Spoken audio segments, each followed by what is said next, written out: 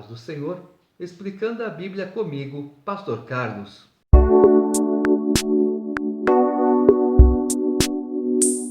Marcos, capítulo 1. Princípio do Evangelho de Jesus Cristo, Filho de Deus.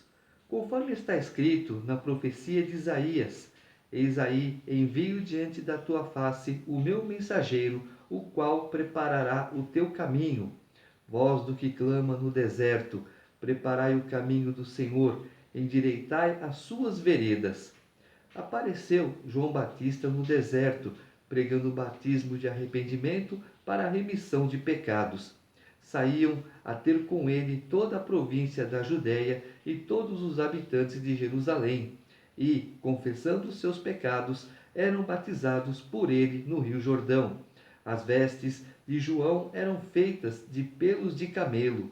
Ele trazia um cinto de couro e se alimentava de gafanhotos e mel silvestre.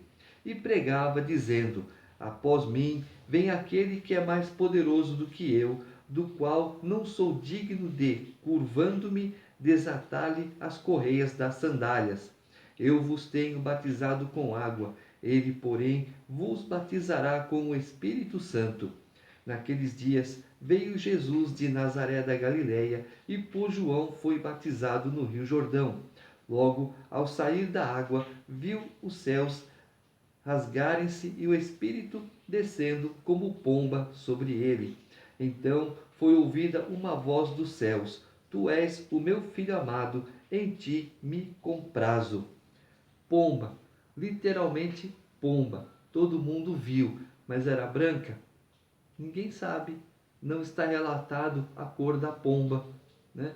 A pomba branca simboliza a paz. Então o Espírito Santo, toda pomba, ela é pura. Agora esses dias inventaram de que as pombas trazem problemas de saúde, de não sei o quê.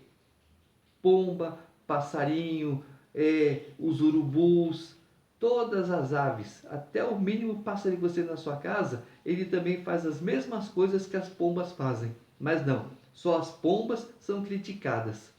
Tem algo errado aí, né? E logo o Espírito o impeliu para o deserto, onde permaneceu 40 dias, sendo tentado por Satanás. Estava com as feras, mas os anjos o serviam. O número 40 na Bíblia simboliza a tribulação. 40 anos Israel ficou no deserto, 40 dias Jesus ficou no deserto. Então, o número 40 simboliza um período de tribulação. Depois de João ter sido preso, foi Jesus para a Galileia, pregando o Evangelho de Deus, dizendo: O tempo está cumprido e o reino de Deus está próximo. Arrependei-vos e crede no Evangelho. João foi preso porque ele acusava Herodes de ter se casado com a cunhada, esposa do irmão dele. Herodes prendeu João Batista, mas ele não tinha a intenção de matá-lo. Veremos isso no próximo Evangelho. Caminhando junto ao mar da Galileia, viu os irmãos Simão e André, que lançavam a rede ao mar, porque eram pescadores. Disse-lhes Jesus: Vinde após mim, e eu vos farei pescadores de homens. Então eles deixaram imediatamente as redes e o seguiram. Pouco mais adiante, viu Tiago, filho de Zebedeu, e João, seu irmão, que estavam no barco consertando as redes, e logo os chamou. Deixando eles no barco a seu pai Zebedeu com os empregados, seguiram após Jesus. Depois entraram em Cafarnaum, e logo no sábado foi ele ensinar na sinagoga. Maravilhavam-se da sua doutrina, porque os ensinava como quem tem autoridade, e não como os escribas. Não tardou que aparecesse na sinagoga um homem possesso de espírito imundo, o qual bradou: Que temos nós contigo, Jesus Nazareno? Vieste para perder-nos? Bem sei quem és, o Santo de Deus. Mas Jesus o repreendeu, dizendo: Cala-te e sai desse homem. Então o espírito imundo, agitando-o violentamente e bradando em alta voz, saiu dele. Todos se admiraram a ponto de perguntarem entre si: quem que vem a ser isto? Uma nova doutrina? Com autoridade ele ordena aos espíritos imundos e eles lhe obedecem. Então correu célere a fama de Jesus em todas as direções, por toda a circunvizinhança da Galileia. Essa autoridade de Jesus, ele também nos deu. Eis que vos dou autoridade sobre os espíritos imundos. Não precisa temer. O espírito imundo não te fará mal nenhum, desde que você não creia nele. Se você crê, ele pinta e borda em cima de você. E, saindo eles da sinagoga, foram com Tiago e João diretamente para a casa de Simão e André. A sogra de Simão achava-se acamada, com febre, e logo lhe falaram a respeito dela. Então, aproximando-se, tomou-a pela mão, e a febre a deixou, passando ela a servi-los. Então, Simão Pedro, era casado. À tarde, ao cair do sol, trouxeram a Jesus todos os enfermos e endemoniados. Toda a cidade estava reunida à porta, e ele curou muitos doentes de toda sorte de enfermidades. Também expeliu muitos demônios, não lhes permitindo que falassem, porque sabiam quem ele era. Tendo-se levantado alta madrugada, saiu, foi para um lugar deserto e ali orava. Procuravam-no diligentemente Simão e os que com ele estavam. Tendo encontrado, lhe disseram: todos te buscam. Jesus, porém, lhes disse: vamos a outros lugares, às povoações vizinhas, a fim de que eu os ensine também ali, pois para isso é que eu vim. Então foi por toda a Galiléia, ensinando nas sinagogas deles e expelindo os demônios.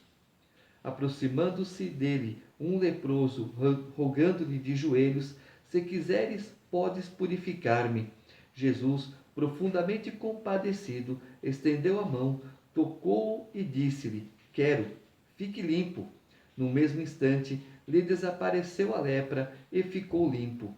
Fazendo-lhe então veemente advertência, logo o despediu e lhe disse: olha, não digas nada a ninguém, mas vai, mostra-te ao sacerdote e oferece pela tua purificação o que Moisés determinou, para servir de testemunho ao povo. Mas, tendo ele saído, entrou a propalar muitas coisas e a divulgar a notícia, a ponto de não mais poder Jesus entrar publicamente em qualquer cidade, mas permanecia fora em lugares ermos, e de toda parte vinham ter com ele. Não tem como. Apesar de Jesus falar: não divulgue, não tem como não divulgar as coisas que Jesus fez. Quando Deus fizer algo para você, testemunhe. Deus me deu uma agulha, por exemplo. Testemunhe que Deus te deu uma agulha, mas é insignificante. Não é, porque alguém está precisando ouvir de que Deus te deu uma agulha. E aí então Deus te dará algo maior. Sempre glorificando, exaltando o nome do Senhor, para que Ele continue te abençoando. Capítulo 2. Dias depois, entrou Jesus de novo em Cafarnaum, e logo correu que ele estava em casa. Muitos afluíram para ali, tantos que nem mesmo junto à porta eles achavam lugar, e anunciava-lhes a palavra. Alguns foram ter com ele, conduzindo um paralítico levado por 4 homens, e não podendo aproximar-se dele por causa da multidão, descobriram o eirado no ponto correspondente ao que ele estava e, fazendo uma abertura, baixaram o leito em que jazia o doente. Vendo-lhes a fé, Jesus disse ao paralítico: filho, os teus pecados estão perdoados. Mas alguns dos escribas estavam assentados ali e arrazoavam em seu coração: por que fala ele deste modo? Isto é blasfêmia. Quem pode perdoar pecados, senão um que é Deus? E Jesus, percebendo logo por seu espírito que eles assim arrazoavam, disse-lhes: por que arrazoais sobre estas coisas em vosso coração? Qual é mais fácil, dizer ao paralítico: estão perdoados os teus pecados, ou dizer: levanta-te, toma o teu leito e anda? Ora, para que saibais que o Filho do Homem tem sobre a terra autoridade para perdoar pecados, disse ao paralítico: eu te mando, levanta-te, toma o teu leito e vai para a tua casa. Então ele se levantou e, no mesmo instante, tomando o leito, retirou-se à vista de todos, a ponto de se admirarem todos e darem glória a Deus, dizendo: jamais vimos coisa assim. De novo saiu Jesus para junto do mar, e toda a multidão vinha ao seu encontro, e ele os ensinava. Quando ia passando, viu a Levi, filho de Alfeu, sentado na coletoria, e disse-lhe: segue-me. Ele se levantou e o seguiu. Um pouco mais para trás, o que os fariseus disseram? Só Deus pode perdoar pecados. Mas Jesus lá na frente fala: perdoar é divino, é algo sobrenatural quando você concede perdão para alguém. Achando-se Jesus à mesa na casa de Levi, estavam juntamente com ele e com seus discípulos muitos publicanos e pecadores, porque estes eram em grande número e também o seguiam. Os escribas dos fariseus, vendo-o comer em companhia dos pecadores e publicanos, perguntavam aos discípulos dele: por que come ele com os publicanos e pecadores?